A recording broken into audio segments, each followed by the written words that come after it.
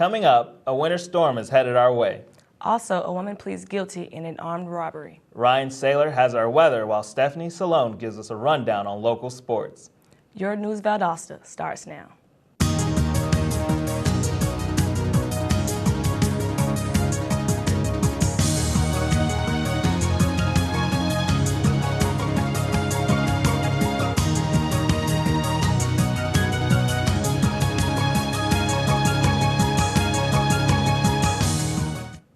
Welcome to News Valdosta. I'm Jocelyn McGarrah. And I'm Dorian Baber. Get ready for a major winter event in Valdosta. Forecasters say this could be one of the biggest winter storms in almost 15 years.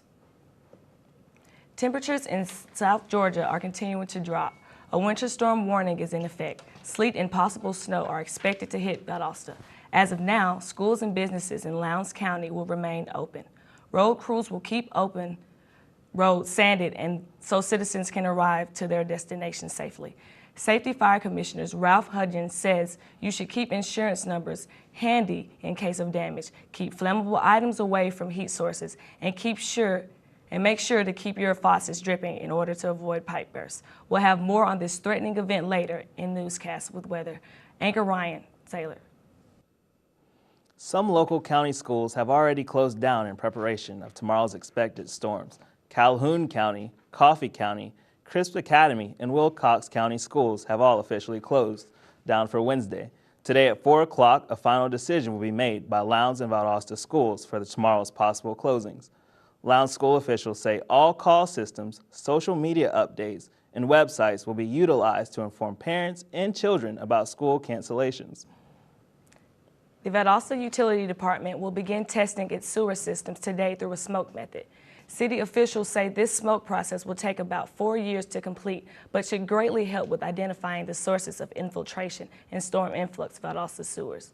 The gray smoke that will be used will not cause a great threat to the public or the environment. Testing began this morning at 7 o'clock on West Hill Avenue and Roberts Alley in downtown.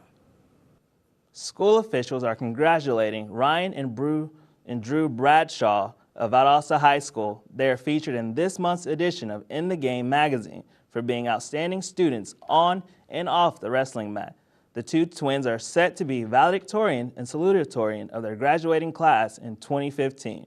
What's so amazing about the two young men is that not only are they on top of doing their work, they are also heavily involved in the wrestling program at school. An open house will take place tomorrow at the Southern Georgia Regional Commission office on West Savannah Avenue for methods to improve pedestrian and bicycle areas in the city. The meeting will start at 10 a.m. and will continue throughout the day until 6 p.m. The SGRC is asking that citizens give their input so that there can be improvements regarding safety lanes and sidewalks in Valdosta. More information is available on Southern Georgia Regional Commission's office website. A woman in Lowndes County has pleaded guilty following an armed robbery that took place in 2013. After being charged in July last year, Catherine Cortez surrendered to police after the death of Robert Pett. Pett's death happened last July. Two other people, Darono Wallace and Michael Pindling, were charged with murder in that case. However, Cortez was arrested after police found more evidence about her involvement, claiming that she was involved in luring Pett to Darono and Pindling. In court, District Attorney Kathy Helms concluded that Cortez sent messages of Pett's fatal meeting. An unusual burglary took place this past Friday, proving that one's jewels and money aren't the only desirable objects to steal. News Valdosta's Courtney Perry has the story. A burglary took place this past Friday, January 24th at 5:30 p.m. at a residence on Brookwood Drive.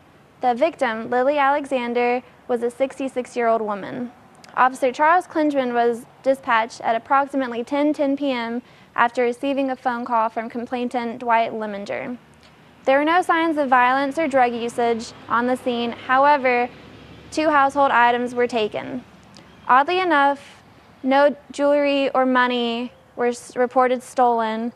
However, Alexander's washer and dryer, which were priced at $500 each, were taken, resulting in $1,000 worth of damage.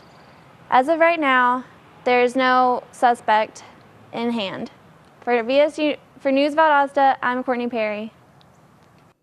When we come back, firearms on campuses are an issue once again. And will hospitals close in your area? Stay tuned to find out. When every moment matters and a hand reaches out, when someone gives blood and a life is saved, that moment when heartbreak turns to hope, you're there through the American Red Cross. Every day, the Red Cross responds to nearly 200 neighborhood emergencies, and your support makes it possible. Use this moment to join us today. Visit redcross.org.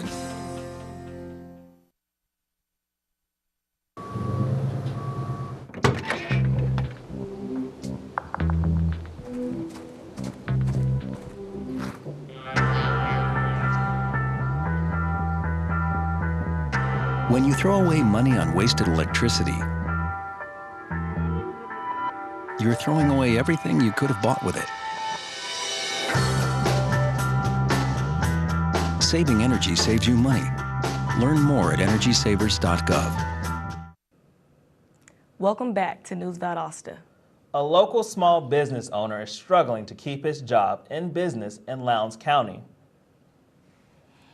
Kerry Scarborough, the owner of Deep South Sanitation, is fighting to keep his rural garbage collection company from being shut down by the county. Lowndes County Commission Chairman Bill Slaughter says the county is just honoring a contract they have with Scarborough's competitor, Advanced Disposal. Kerry says he doesn't understand why he can't compete in a free market economy, especially since he was in operation first. The Georgia Supreme Court is still considering the case. News legislation will focus on the compromise, the gun bill in the Georgia Assembly, more specifically, campus carry. If passed, the newest version of the bill would eliminate a provision allowing guns on public college campuses. Legal authorities concluded the previous version of the bill was unconstitutional. The bill's sponsor, Representative Rick Jasp, says that if legislation is passed, the guns will be permitted in churches and schools. With continued revision and negotiations, there is still potential for administrators with guns permits to be armed on some college campuses, but it doesn't look likely. 15 rural hospitals in Georgia are at risk of closing. These hospitals are all urging the state to reconsider. The state opposed the expansion of Medicaid under the Affordable Care Act, affecting funding the hospitals need to operate. The closing of these hospitals would affect many residents in rural areas. Governor Nathan Deal says the state just simply cannot afford to keep them afloat. A Valdosta amusement ride company is being held responsible for an accident that injured several people last summer at the North Carolina State Fair. However, the Valdosta company isn't taking responsibility in the issue. The Family Attractions Amusements lawyer sent a letter to North Carolina officials last month saying that Valdosta's firm has nothing to do with the accident and that the accident could have been caused by inclement weather. Joshua Macaroni, son of the company owners, is looking at 3 counts of assault with a deadly weapon after being found responsible for tampering with the machine. Timothy Tutterow is also charged for operating the ride at the time of the accident. The University System of Georgia is considering issuing a statewide tobacco ban on school campuses. There are only 20 schools in Georgia that are 100% tobacco-free. States such as Arkansas, Iowa, and Oklahoma are the only 3 states that are 100% tobacco-free, and all public colleges and universities. If this decision is made, the ban would go into effect on July 1st. Up next on News Valdosta, Ryan Saylor has a look at our local weather. And Stephanie Salone will give us the best in sports. Stay with us. I got my MBA online at VSU. As a working mom who travels on business, I needed an MBA program that fit my schedule and allowed me to balance both my work and home life. VSU's Web MBA was perfect. I was able to spend time with my family in the evenings and then complete my assignments. My MBA is one of my greatest accomplishments. It was hard work, but I would do it again in a heartbeat. Don't wait. Start your MBA today. Welcome back to News Valdosta. Let's take a look at our weather with Ryan Saylor. Ryan? Thanks. The temperatures will be rapidly dropping over the next couple of hours. Make sure to carry a heavy jacket today because today's highs will be 51. Take note that there is a winter weather warning in effect for today, starting at 1 p.m. and ending tomorrow at noon. Overnight, the temperatures will drop down to 31 degrees. The beginning of the wintry mix will bring us freezing rain and sleet, so you have to go anywhere tonight. You are advised not to drive. Tomorrow we will have a high of 36 degrees. The last of the wintry mix will move through until around 4 p.m. The ice accumulation expected is 1/10 of an inch, so be careful when driving on the roads. The UV index for today is 1. That's practically nothing, so save your sunscreen for another day. The pollen index today will be at a low. However, it may be a wise idea to keep your favorite allergy medication handy. The predominant pollen is juniper. That's all for your weather. Back to you at the news desk. Coming up next, Stephanie Salone will give us a look at local sports and what we have to look forward to this weekend. Stay with us.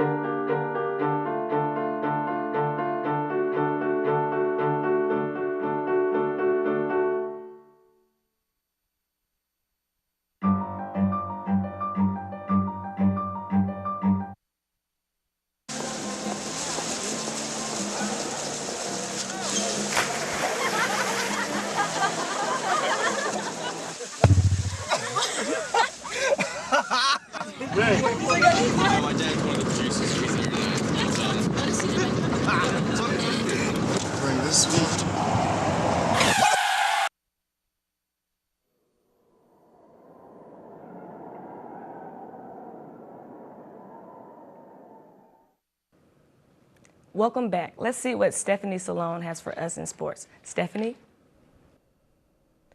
Thanks. The Lowndes Vikings basketball team has a home game versus Colquitt County tonight at 7:30. So far, the Vikings have a 5-win and 11-loss record. The Lowndes Vikings girls basketball team has a home game versus Colquitt County tonight at 6 o'clock. So far, their current record is 15 wins and 4 losses. Over the weekend, the Lowndes Vikings boys and girls basketball teams were defeated, but now have a chance to redeem themselves in tonight's game. The Highland Christian Academy boys basketball team also has an away game at Fullington Academy tonight. Their game will begin at 8 o'clock. Their current record is 7 wins and 6 losses. The Valdosta State Blazers and Lady Blazers were expected to play against West Florida's Argonauts tonight, but the basketball games have been canceled due to West Florida's campus closure. West Florida's weather forecast is supposed to reach 37 degrees with a chance of snow and sleet. More information will be given on the rescheduled dates. Valdosta State will return on Saturday playing against Lee. The women's game starts at 6 p.m. and the men's game at 8 p.m. The 2014 Hall of Fame class will be recognized and honored during halftime. In better news, Valdosta State University's 2013 graduate and former defensive football player Lawrence Virgil showed up in the National Football League Players Association Collegiate Bowl in Carson, California.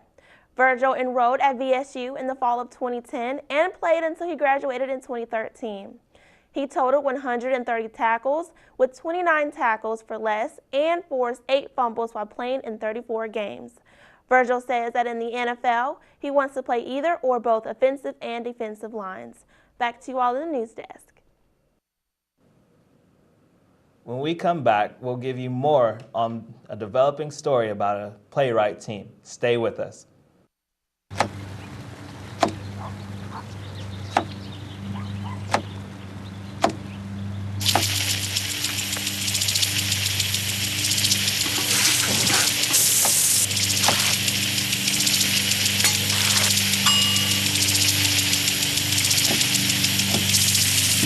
kitchen surfaces, utensils, and hands with soapy water. 1 in 6 Americans will get sick from food poisoning this year. Keep your family safer. Check your steps at foodsafety.gov.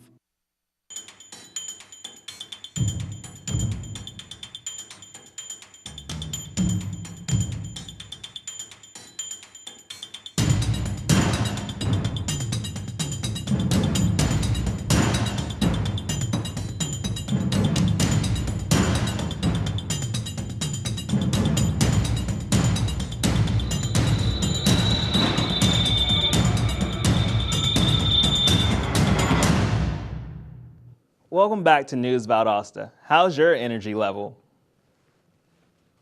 Many have forgotten about former President George W. Bush's Energy Independence and Security Act of 2007. The act was instated to aid in energy savings through better fuel economy. The final stage of the requirement began at the top of the year. Specific measures are required of citizens to improve overall efficiency for the country. One way you can accomplish greater energy efficiency is through the usage of compact fluorescent lamps, as well as LED lights. Though these lights can be a bit more expensive than their heating-emitting counterparts, the prices for these energy savers has steadily decreased each year. Mrs. Tony Jarvis, 118, the player from Valdosta Middle School, has been awarded by School Board Chairman Dean Rexroth and Superintendent Martin Roche for taking home the state title for the play Ezigbo, The Spirited Child. The players won with a score of 99 out of 100, just a tenth of a point from a perfect score. They also won superlatives in multiple categories and took home Best Supporting Actress for the second year in a row. Quitman is home to some of the most rare and vibrant breeds of camellias. The Quitman Garden Club will be continuing its annual camellia show on Saturday, a long-standing tradition that first appeared in Quitman in 1935, then again in 1967. This year, the show will be able to continue thanks to the 750 blooms that were displayed after revival. The show will take place in Brooks County Agricultural Building from 1 to 6 p.m. and continue on Sunday from noon until 2 p.m. Valdosta mother Adriana Galindo struggled from the enrichment of her son's education. Upon further medical diagnosis, Galindo discovered that her then 2-year-old son had autism spectrum disorder, placing her own aspiration of law school on the back burner. Galindo decided to train in applied behavioral analysis to better her son's educational experience. After much time and effort, the now 10-year-old Elias Meza has flourished with his mother's help. He now attends Hehara Elementary School and has become a fluent speaker and an enthusiastic reader. With the continued assistance of his mother and more than words pediatric therapy, Elias plans to become a paleontologist. Thanks for watching News Valdosta. I'm Dorian Baber. And I'm Jocelyn McGarrah. Have a great day. We'll see you next time.